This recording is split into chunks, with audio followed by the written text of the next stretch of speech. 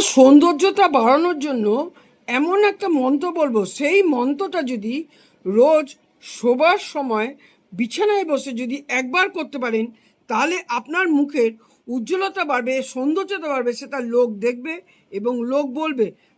Plus আপনার যে মানসিক শক্তি, সেই শক্তি পর্যন্ত বৃদ্ধি হবে এবং আপনার মধ্যে উজ্জ্বল ভাব প্রকাশিত হবে। এই মন্ত্রটা কি? মন্ত্রটা আপনাকে একবার বলে আপনাকে শুতে হবে। আর কি করতে হবে?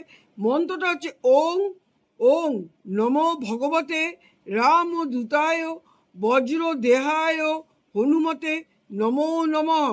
এই মন্ত্রটা লিখে দেবো। এই মন্ত্রটা বলে হাতটা এরম করে বলবে, বলে তারপর এই মুখটা একবার হাত পা এরমভাবে বুলিয়ে দিয়ে তারপর শয়ন করবে বা নিজে শোবে। এইটা করলে 41 দিন 41 ডেজ আপনারা করলে আপনারা বুঝতে পারবেন যে আপনাদের মধ্যে হনুমানজির মধ্যে যে উজ্জ্বলতা আছে তার একটু হলেও মানুষের মধ্যে আসবে এবং শক্তি পাবে এবং অনেক মানসিক শক্তি তো পাবে এবং উজ্জ্বল একটা রূপ। হনুমানজির কানাকড়ি হলেও সেই মানুষ পাবে। কানাকড়ি পাওয়া মানে অনেক বেশি পাওয়া।